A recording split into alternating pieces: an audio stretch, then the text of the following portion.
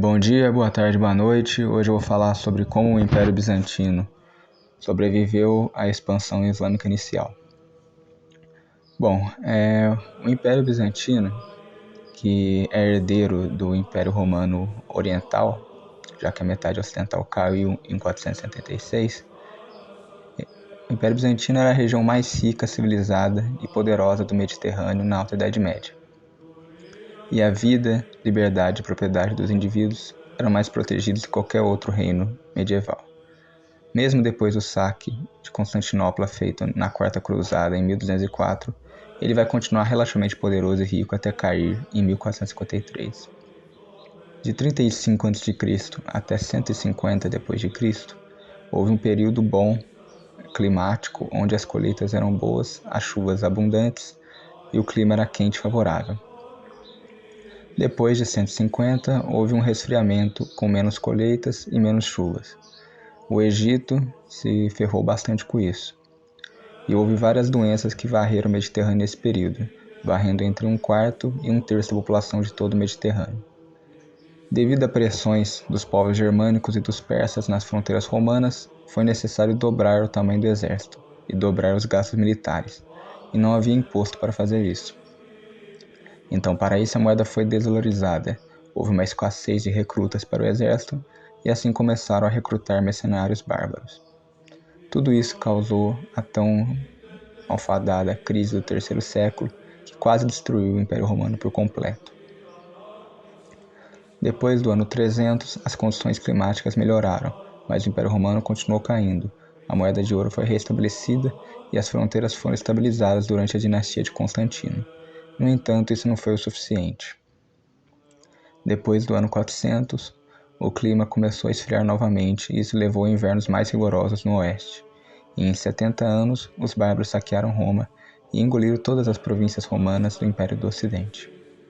Mas apesar das condições climáticas extremamente desfavoráveis, o Império Romano do Oriente, agora Império Bizantino, teve uma era de paz e prosperidade. Depois do ano 500, a fase de resfriamento se tornou mais intensa e houve menos chuvas no Mediterrâneo Oriental, a ponto que, entre 536 e 537, houve um ano sem verão. Em 540, temos a Praga de Justiniano, que foi uma pandemia que durou no seu ápice até 544. É estimado que entre 25 e 100 milhões de pessoas tenham morrido ao longo de 2 séculos como consequências da peste de Justiniano. A doença era transmitida por pulgas, que vieram junto com ratos em navios com carregamento de grãos do Egito. Pensa-se que a praga justiniana matou talvez metade da população da Europa e facilitou a aquisição árabe das províncias bizantinas no Oriente Médio e na África. A área mais atingida foi Constantinopla. Documentos escritos sugerem que a praga matou até 300 mil pessoas na cidade, mais da metade da população naquela época. Nos séculos 6 e 7, o Império Bizantino sofreu 3 crises. Havia novas invasões bárbaras vindas do norte, como os búlgaros do Volga, de 632 a 665, que vão invadir uma parte da Grécia na região da Pelagônia, e a atual Bulgária e a cidade de Odessa. Será formado o primeiro Império Búlgaro, que durará de 681 a 1018. A segunda é feita pelo Grão-Kanato Ávaro, que durou de 587 a 804, que empurraram os povos eslavos para dentro do império, que arruinaram as províncias do Danúbio, queimavam e saqueavam tudo que estava no caminho para o sul, até Corinto. Em segundo lugar, temos o Islã, que vai varrer as províncias mais ricas do império, o Egito, a Síria e o norte da África. Além disso, tinha uma crise interna, e o Império Bizantino só sobreviveu porque se reformulou completamente. No Império Romano Tardio, de 350 a 476, a maioria esmagadora da população vivia à beira da miséria total, como foi demonstrado no meu vídeo sobre o intervencionismo e a queda de Roma. E no campo eram escravos de propriedade direta e vários tipos de escravos fiscais ou de semi-senhores. O Senado era um bando de parasitas, agarrando cada centavo de aluguel que podiam extrair de seus inquilinos, em várias dívidas semi-feudais que eles podiam extrair dos camponeses. Você tinha uma vasta burocracia parasitária, tentando controlar cada aspecto da vida no Império. O Império Bizantino iria sofrer o mesmo destino da sua metade ocidental se não fossem as gigantescas reformas do Imperador Heráclio, que governou de 610 a 641. Heráclio percebe que o Império estava passando por problemas estruturais e ele conseguiu o milagre histórico de conseguir fazer todas as reformas que o Império precisava em meio à guerra com os persas, que tinham tomado toda a Síria, Palestina, Levante e Egito. Ele fez uma distinção entre os territórios centrais, que eram a Turquia, as ilhas do Egeu e a Grécia, que tinham que ser defendidos a qualquer custo, e fora disso você tinha as regiões periféricas, entre aspas, dispensáveis, que não seria tão ruim perdê-las, que eram a Síria, Egito, Itália e Norte da África. Heráclio também estabilizou a cunhagem de prata em 615 pela primeira vez desde cerca do ano 200, já que a prata era mais importante para as pessoas comuns do que o ouro.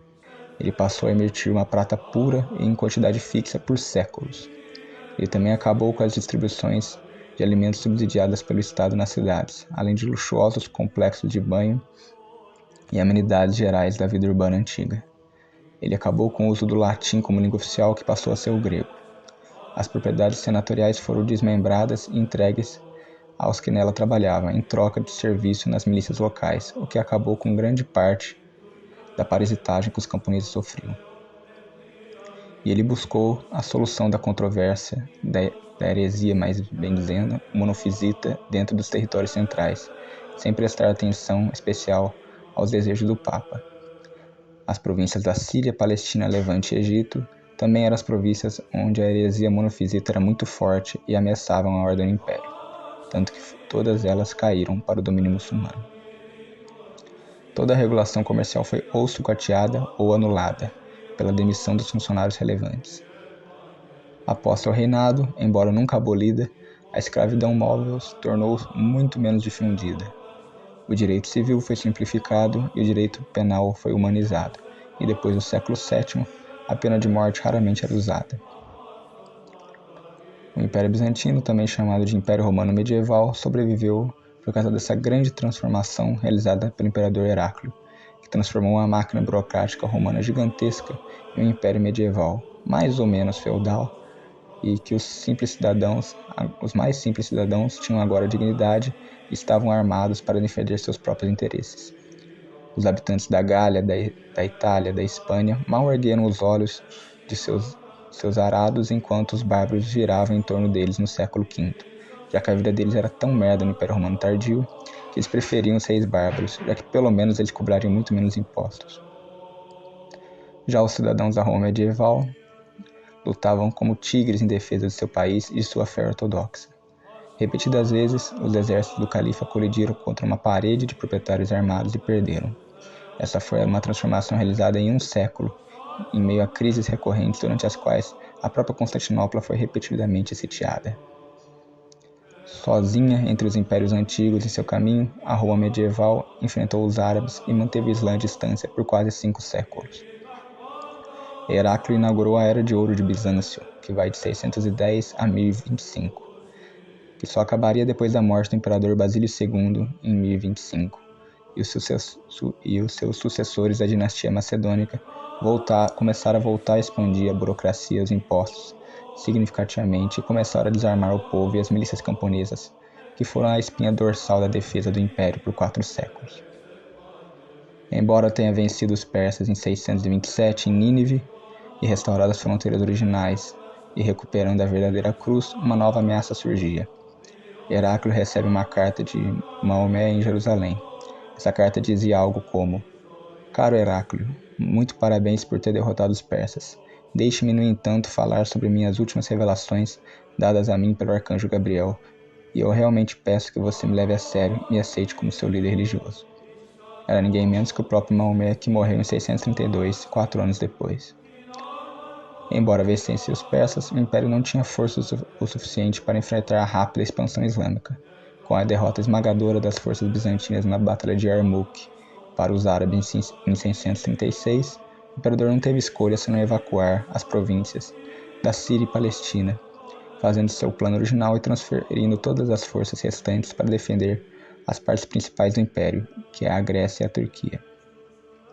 Os muçulmanos vão tomar todo o norte da África bizantino de 640 a 700 e a Península Ibérica em 711 a 713. E ainda vão fazer 2 grandes cercos navais e terrestres a Constantinopla, o primeiro em 674 a 678 e o segundo em 717 a 718, onde os bizantinos só vão ganhar porque vão usar a velha tática do fogo grego. Embora no seu fim foi trágico, Heráclio lançou as bases para o período de ouro do Império, e os sucessores da dinastia macedônica conseguiram inclusive retomar algumas regiões perdidas, como Antioquia, Chipre, Edessa, o extremo leste da Turquia e as províncias dos Balcãs, além de conquistar o Império Búlgaro. Com isso podemos ver que, se não fossem as gigantescas reformas de Heráclio de acabar com a gigantesca burocracia e imposta do que restava da antiga estrutura romana, o Império jamais sobreviveria. E, inclusive, essas reformas não só serviram para melhorar muito o padrão de vida da população, que do ano 610 até 1025, a população média bizantina tinha um padrão de vida enormemente grande para a época, mas também serviram inclusive para a defesa nacional, que foi a única coisa que garantiu a defesa nacional até 1025. Após isso, quando os imperadores sucessores de Basílio II começam a voltar a querer expandir os impostos e a burocracia e a desarmar as milícias camponesas, não demora muito para que o império comece a ruir, sofrendo ataques de todos os lados, até ser completamente humilhado e perder a Batalha de Manzikert em 1071 e quase toda a Turquia ser anexada e eles precisarem pedir ajuda para o Ocidente.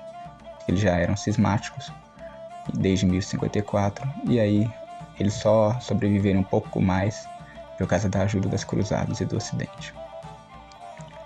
Bom, é isso, espero que tenham gostado. Obrigado a todos que assistiram, até mais.